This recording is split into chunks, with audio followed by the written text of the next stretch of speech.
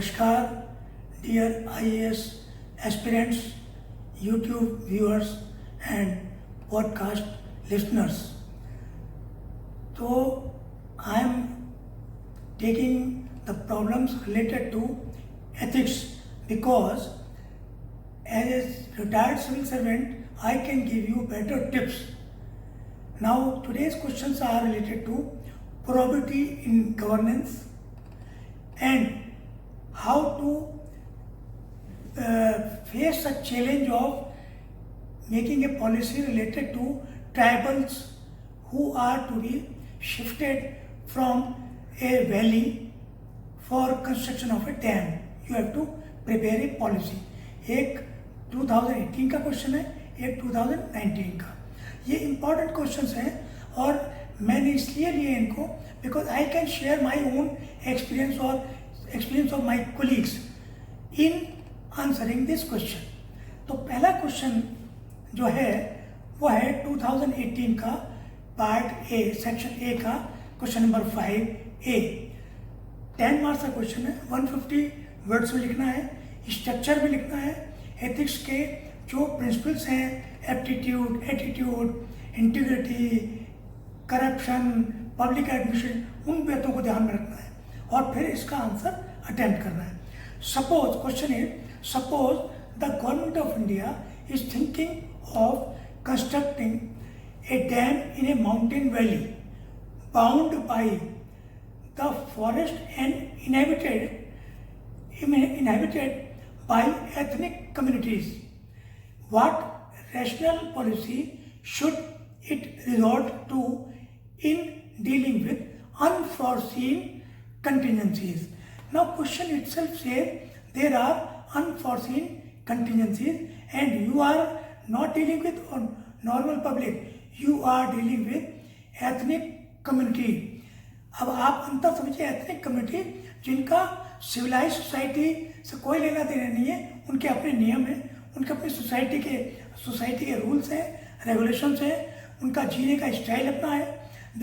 जैसे अंडमान निकोबार में when I was there we used to deal any problems related to aboriginal tribes. जो 5-6 वहाँ थी, उनका डिफरेंट तरीके से होता था. उनका ये नहीं लिया, उनका पैसा तय कर दिया, सुना उनको शिफ्ट कर दिया. No, they ethnic community they think that their life and livelihood belongs to forest के जो प्रोडक्ट्स हैं उससे आती है, जो एनवायरनमेंट है, मिट्टी है, जो उससे सब कुछ आता है. They are not dependent upon outside the world. They are related to their own water, own land, own forest products etcetera. तो इस क्वेश्चन को किस तरह से तैयार करके लिखना है? पहली बात तो what are the challenges, right. तो चैलेंज क्या है? एथनिक कम्युनिटी है, ये सब लिखेंगे. फिर कॉम्प्रिहेंसिव असेसमेंट करेंगे. ये सेकेंडरी यानी डेस्क पर ये असेस करेंगे क्या क्या इश्यूज हैं, क्या क्या चैलेंजेस हैं, क्या क्या अनफॉर्सीन चीज़ें हो सकती हैं. पशुओं को हटाने में कैसे होगा, पशुओं के बिना वो कैसे जाएंगे, कुछ उनका जो स्टोरेज का अलग सिस्टम होता है वो कैसे करेंगे. फिर हेयरिंग करेंगे. जब आपकी पॉलिसी बन जाएगी फिर आप एक्सपर्ट्स, जो एथनिक कम्युनिटी के एक्सपर्ट्स हैं, उनको बुलाएंगे, उनसे डिस्कस करेंगे. फिर उनको हेयरिंग करेंगे जो इफेक्टेड पर्सन होने वाले हैं. उनका चिल्ड्रन का सोचेंगे क्या करेंगे, फीमेल का सोचेंगे how they will convert into new life style, workers कहाँ जाएंगे. थर्ड आएगा showing the scheme and making it public, ताकि नॉट ओनली एथनिक कम्युनिटी वाले बेचारे वो अपना कुछ भला बुरा खुद सब कुछ नहीं समझते, जो एक्सपर्ट्स उन्होंने एकेडमियाँ हैं जिन्होंने रिसर्च की है वो बताएंगे इसमें ये प्रॉब्लम आ सकती है, ये चीज़ें ध्यान में रखनी है. कंपनसेशन सिर्फ पैसे से नहीं देना है, उनकी ज़मीन, उनमें वैसा वातावरण पैदा करना है, वैसे स्कूल बनाने हैं, उसी तरह की झोंपड़ियाँ बनानी है. जैसे निकोबार में निकोबारी आर्ट्स अपनी तरह की होती हैं, उनमें एक अलग से सारे इंतजाम होते हैं, कैसे एंटर करते हैं, कैसे एग्जिट करते हैं, हवा कैसे आती है, वो स्टडी करना है. आपका सिविल सर्वेंट का जो रोल है वो एक रिसर्चर वाला होना चाहिए. तो फिर देन आप लिखते भी जाएं इसको। अब फोर्थ में लिखेंगे कि जब स्कीम लिखा दी तो then we will write down their objections and how we can meet these objections. Last part will be how I am going to implement it. I will first amend the whole thing according to my observations, my field visits and the problems raised by ethnic community as well as experts. तो ये सारी बातें सोचेंगे कि forest products हैं वो उनको अपनी प्रॉपर्टी समझते हैं। जैसे जनरली क्या होता है गवर्नेंस में, जो भी ज़मीन से पैदा होता है नेचुरल वे में वो सरकार का होता है, लेकिन जो एथनिक कम्युनिटी हैं, एबोरिजिनल ट्राइब्स हैं, उनके बारे में अब आपने देखा होगा कि they are allowed to use their forest products by themselves because it belongs to them. Andaman Nicobar में एक कई जो जातियां हैं उसमें अगर आप अंदर चले गए और आपने एक आइटम भी उठा लिया, they will be angry and they will fight with you. क्यों? क्योंकि वो होल वर्ल्ड जो उनका छोटा सा है उसमें जो कुछ है वो उसको अपना समझते हैं। अगर बाहर से कोई आ जाता है तो समझते हैं कि ये उनके उस पर अटैक है। तो जो एथनिक कम्युनिटी की we have to understand the feelings of ethnic community. तो ये बड़ा सेंसिटिव क्वेश्चन है, सेंसिटिव आंसर लिखना है, एक एक इशू को ध्यान में रखना है कि क्या क्या चैलेंजेस है और हम क्या करने जा रहे हैं। अब मैं इसके बाद 2019 का एक बहुत ही अच्छा क्वेश्चन है प्रोबेबिलिटी के ऊपर, मैं वो लेने जा रहा हूँ। Probability is integral part of our administration and governance. हम गवर्नमेंट तो कह देते हैं कि this is the government, but there is a lot of difference between government and governance. When सेवा भाव इसके अंदर आता है, सोशो इकोनॉमिक डेवलपमेंट की बात होती है, ह्यूमन रिसोर्सेज की बात होती है, रूल ऑफ लॉ की बात होती है, नेशनल जस्टिस की बात होती है, ये आप लिख सकते हैं इन वर्ड्स को। Then we call that government is entering into the face of governance. तो governance means welfare of the society. Probability के अगर बारे में अगर हम सोचेंगे व्हाट इज प्रोबेबिलिटी, आप ये लैटिन वर्ड है उसमें देख सकते हैं इसका मीनिंग कि ये इसका मतलब है ये this is larger than integrity, honesty and uprightness. This is a set of all these qualities and characteristics. तो प्रोबेबिलिटी मीन्स इंटीग्रिटी, सत्यनिष्ठा, ऑनेस्टी, ईमानदारी, सच्चाई, अपराइटनेस और करेज। यानी ये नहीं कि आप पॉलिसी पैरालिसिस में पड़ जाए, that is against the probability. अब क्वेश्चन है what do you understand by probability in governance. Based on your understanding of the term suggest measures for ensuring probability in government. 10 marks का question, 150 words, 8-10 minute time. तो आपने हर word को नाप तोल कर लिखना है। 3 पार्ट्स में यही क्वेश्चन। पहला पार्ट है what do you understand by probability in governance. Probability का मतलब आपको मैंने बताया, गवर्नेंस में ये प्रोबेबिलिटी कैसे यूज होगी कि जैसे एक क्वालिटी होती है गवर्नेंस के लिए रेस्पेक्ट फॉर ह्यूमन राइट्स, दूसरी है morality in public life, third है compassion for downtrodden and weaker sections, reserve category also included in this, fourth है dedication to welfare of these persons and avoid any biasing, misconduct, greed. All these things are also part of probability that you should keep away with these evils, sins.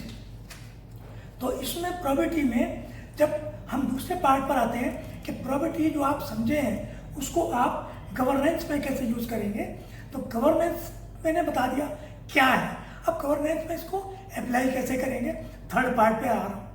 तो ये है कि probability in governance should fulfil the following things. What is number 1, public confidence is to be earn trust must be there in the minds of public कि जो मेरी सरकार है वो मेरे लिए सब कुछ अच्छा करेगी। ये एक बहुत ज़रूरी एक कैरेक्टरिस्टिक्स है जो पब्लिक के दिमाग में बैठनी चाहिए। दूसरा, to maintain integrity in public services. Integrity का मतलब ईमानदारी। देखिए, प्रोबिटी का मतलब proven integrity, dedication, courage and honesty. और ऑनेस्टी और इंटीग्रिटी का मतलब है कि you are trying to become honest and सत्यनिष्ठ towards your public and also towards the government. Third आता है अकाउंटेबिलिटी इन गवर्नेंस, कि जो आप काम कर रहे हैं you are accountable to government and to public. हमारे कॉन्स्टिट्यूशन में भी है कि पब्लिक के लिए क्या हम अकाउंटेबल हैं। हमारे हर एक्शन, हमारा जो भी डिसीजन मेकिंग है, it should depend upon how I will answer कि आपने जो काम किया इससे किसका फायदा हुआ, पब्लिक इंटरेस्ट कहाँ तक सर्व हुआ। That is to be mentioned in your answer. Then fourth is compliance with procedures, यानी you have to follow, I have to follow rule of law to ensure that all things I do are according to natural justice and rule of law. Then fifth comes avoid the potential of misconduct, fraud and corruption. You come out of the greed and decide the things in objectivity. एक हमारे friend थे, वो कहते थे, vigilance के head थे, वो मेरे से जूनियर थे, लेकिन वो बताते थे कि सक्सेना साहब जब मेरे सामने कोई विजिलेंस का सवाल आता है, कोई इंक्वायरी आती है, I never read the man against whom the inquiry, because inquiry belongs to my colleague, junior or senior. So I never try to read the name of that. I ask my subordinate, take out the name, so that I apply objectivity. वरना क्या हो रहा है आजकल, why these things are required? आप इस पर आ जाइए आप कि because as on today there is a lack of probity in governance because of so many things. Now general rule becomes show me the man, I will show you the rule. इसका मतलब अगर वो कोई मेरे पहुंच वाला है जिससे मुझे लालच है, या जो मेरा बॉस है या मेरे परिवार का, या नेपोटिज्म में अगर मैं घिरा हुआ हूँ, पॉलिटिकल इंटरफेरेंस में घिरा हुआ हूँ, तो मैं उनका भला करना चाहूँगा, तो मुझे वो आदमी दिखाइए, मैं रूल चेंज करूँगा, इंटरप्रिटेशन चेंज करूँगा। See interpretation can be changed. I confess that in so many cases we have change the interpretation, but आपका ज़मीर आपके साथ होना चाहिए कि it should be in favour of public at large, not in favour of an individual who wants to take away undue favor from you.